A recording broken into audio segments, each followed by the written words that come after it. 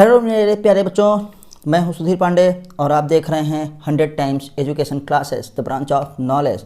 तो बच्चों, हम लोग पढ़ रहे हैं क्लास 10th की केमिस्ट्री चैप्टर नंबर 2, जिसका नाम है एसिड बेसिस एंड साल्ट, मतलब अम्ल, क्षारक और लवण। तो बच्चों, कल की वीडियो में हमने देखा था क्या होता है ब्लीचिंग पाउडर, जिसे हम लोग क्या कहते थे, कैल्शियम हाइपोक्लोराइड। आज हम देखेंगे बेकिंग सोडा के बारे में। बेकिंग सोडा का मतलब खाने वाला सोडा। हाँ बच्चों, वही सोडा जो हम लोग जो है कचौड़ी वगैरह बनाने में, जलेबी वगैरह बनाने में, ब्रेड वगैरह बनाने में जिसका इस्तेमाल करते हैं, उसी बेकिंग सोडा की बात हो रही है। तो बच्चों, प्लीज़ जल्दी से चैनल को जो है सब्सक्राइब कर दीजिए। जिन्होंने सब्सक्राइब ना किया हो, जिन्होंने किया है उनको करने की ज़रूरत नहीं है, पर उनको वीडियो को लाइक करने की ज़रूरत है, अपने दोस्तों के साथ शेयर करने की भी ज़रूरत है, ताकि जो है हमको और भी मोटिवेशन मिले और हम आपके लिए इसी प्रकार से अच्छी अच्छी वीडियो बनाते रहें।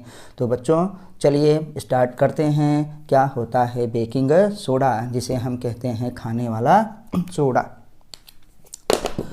तो जैसा कि पहले से देखिए हमने बना के रखा है ताकि आपको अच्छे से समझ में आए। बेटा, बेकिंग सोडा का रासायनिक हमारे पास नाम होता है सोडियम बाइकार्बोनेट, या हम इसे कहते हैं सोडियम हाइड्रोजन कार्बोनेट, क्योंकि इसका अणुसूत्र होता है यानी AHCO3। तो देख लिखा है सोडियम है तो हमने लिख लिया सोडियम, हाइड्रोजन है तो लिख लिया बेटा क्या है, हाइड्रोजन, और ये क्या है, CO3 कार्बोनेट।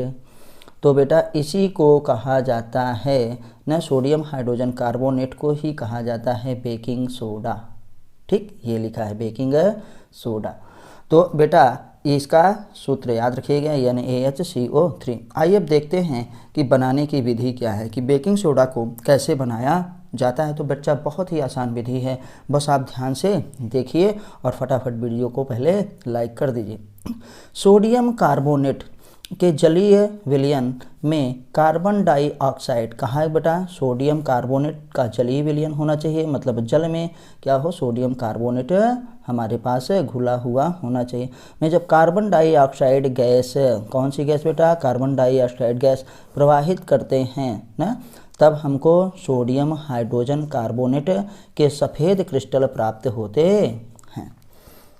तो आइए हम इसकी अभिक्रिया को देखते हैं। देखिए ये लिखा है सोडियम कार्बोनेट Na2CO3। इसको जल में डाले बेटा तो H2O, ये क्या हो गया, जलीय विलयन हो गया ना। और इस जलीय विलयन में हम लोगों ने कार्बन डाइऑक्साइड को प्रवाहित कर दिया। तो देखिए हमारे पास क्या बना, Na तो पहले से है, H यहाँ से आ गया ना, यहाँ H आ गया, और क्या है, CO2 है, इसका ऑक्सीजन क्या है, यहाँ चला गया, CO3 हो गया। तो आइए देखते हैं बेटा, ये देखिए कैसे बनना है। सोडियम है, सोडियम में मैं ये कह रहा हूँ हाइड्रोजन इधर चला है, NaH हो गया ना, और जो ये ऑक्सीजन बचा है ये इधर चला आए ना, तो क्या हो गया, CO3 हो गया, क्योंकि CO2 तो पहले से था। तो बेटा ये हमको क्या बन गया, सोडियम हाइड्रोजन कार्बोनेट।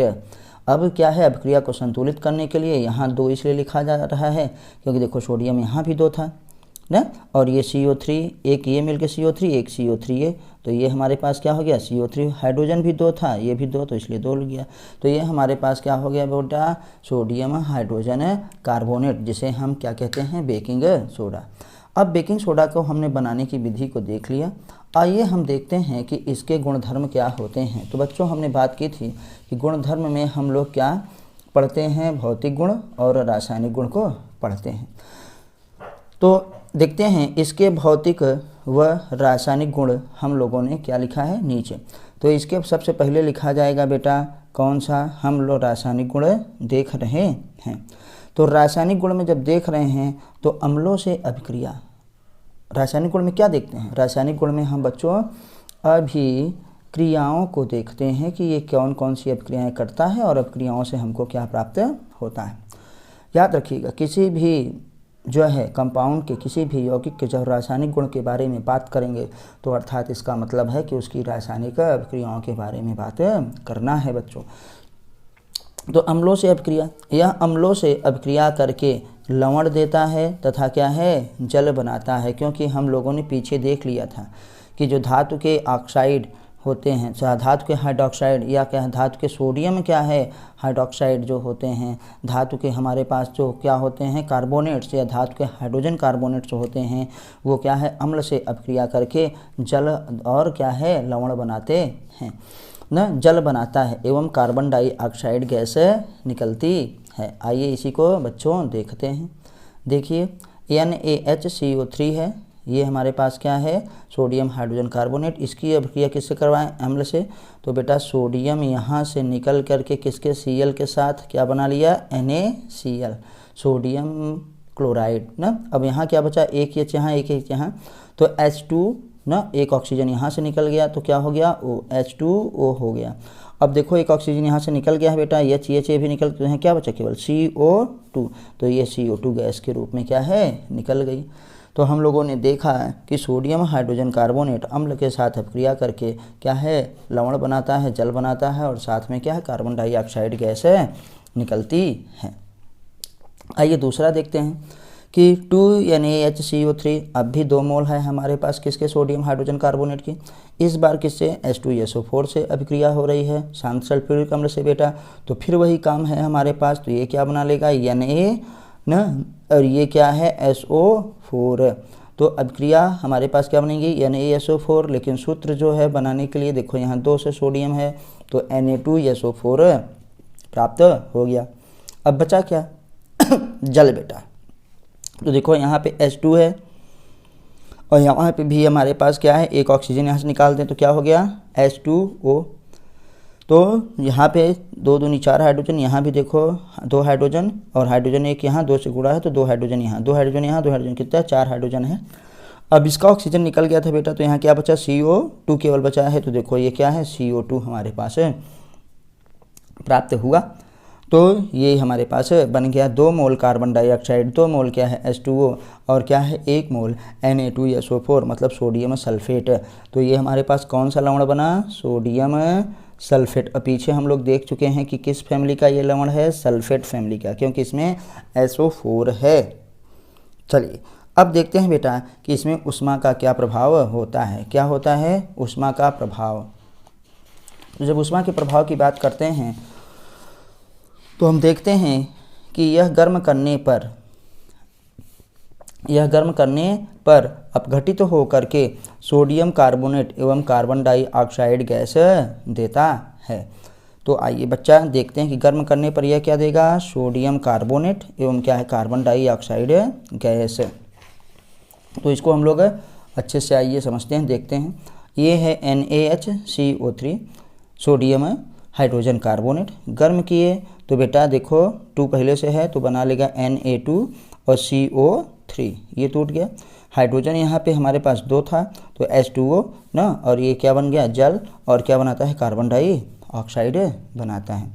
तो बेटा सोडियम कार्बोनेट प्राप्त होता है, मतलब जिससे बना था टूटने पर वही चीज़ उत्पन्न हो रही है।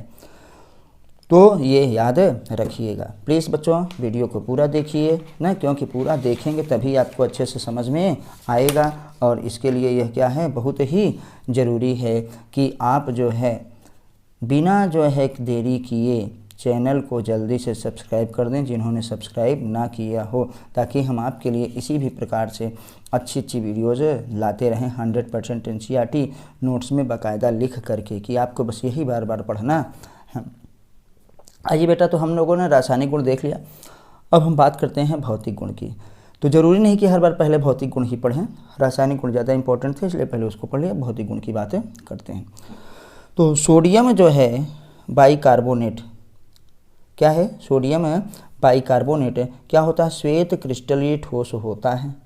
आपने देखा है कि हम लोग जो लाते हैं कैसा होता है, श्वेत के ना पाउडर के रूप में होता है, जो जल में क्या है अल्प विलेय है न, तथा इसका जलीय विलयन क्षारीय होता है। इसका जलीय विलयन कैसा होता है बेटा, क्षारीय होता है। तो हमने इसके भौतिक गुण को भी देख लिया। अब हम लोग देखते हैं क्या बेटा, हम लोग देखेंगे कि इसका उपयोग कैसे होता है। तो बेकिंग जो है सोडा को बनाया जाता है इससे क्या, बेकिंग पाउडर। इसका पहला यहाँ बेकिंग पाउडर और बेकिंग सोडा समझ लीजिए बेटा। क्योंकि इसमें हम लोग क्या करते हैं, थोड़ा सा क्या है मिलाते हैं, क्या हाइड्रोजन टार्ट्रेट का मिश्रण मिलाते हैं, तब जाकर के बेकिंग जो है सोडा बेकिंग पाउडर में बनता है और हम लोग खाने में इस्तेमाल करते हैं। तो बेकिंग पाउडर बनाने में न तथा जो हम जिसको बेकिंग पाउडर कहते हैं सोडियम बाई कार्बोनेट बनाने में, यही बात हमारे पास हो रही है। तथा यह क्या है, पोटेशियम हाइड्रोजन टार्ट्रेट का मिश्रण होता है। तो बेटा याद रखिएगा बेकिंग पाउडर होता क्या है, सोडियम बाइकार्बोनेट तो होगा ही होगा, तथा साथ में पोटेशियम क्या है, हाइड्रोजन टार्ट्रेट का मिश्रण होता है। ये इंपॉर्टेंट बहुत ही ज़रूरी है, इसको याद रखिएगा। बेकिंग पाउडर इसको हम अग्निशामक यंत्रों में भी इस्तेमाल करते हैं। अग्निशामक का मतलब क्या बेटा, आग क्या है बुझाने के काम में ये आता है, इसका इस्तेमाल किया जाता है। तो बच्चों और हम लोग देखते हैं कि इसका प्रयोग प्रतिरोधी एंटीसेप्टिक के रूप में भी होता है।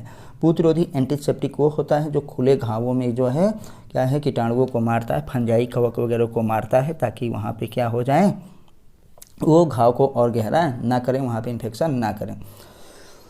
यह प्रयोगशाला में अभिकर्मक न के रूप में भी प्रयोग में लाया जाता है। तो बच्चों हमने देखा इसके उपयोग किसके, बेकिंग सोडा के। तो प्लीज़ आप हमको ज़रूर कमेंट के माध्यम से बताइए कि आपको वीडियो कैसी लगी और हमको क्या करना चाहिए कि वीडियो आपको और अच्छी लगे। प्लीज़ आप चैनल को सब्सक्राइब करिए, वीडियो को लाइक करिए, अपने दोस्तों के साथ शेयर करिए और एनसीईआरटी पढ़िए, हमारी वीडियोज़ देखिए। फिर मिलते हैं अगली वीडियो पे, तब तक नमस्ते, जय हिंद, जय भारत, वंदे मातरम।